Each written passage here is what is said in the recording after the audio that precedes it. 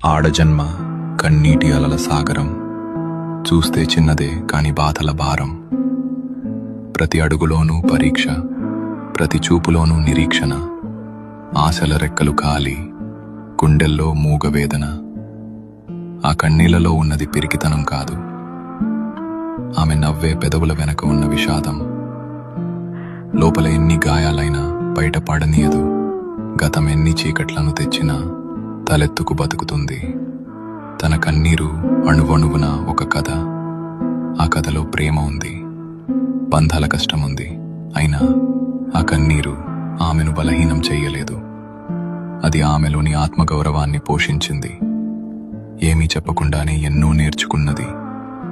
ఏదైనా సరే ఎదురు నిలిచి పోరాడింది. ఆమె బాధ ఆమెకు ఒక ఆభరణం. అది ఆమె గర్వం, ఆమె నిజమైన అందం. ఇది ఒక ఆడపిల్ల కన్నీరు.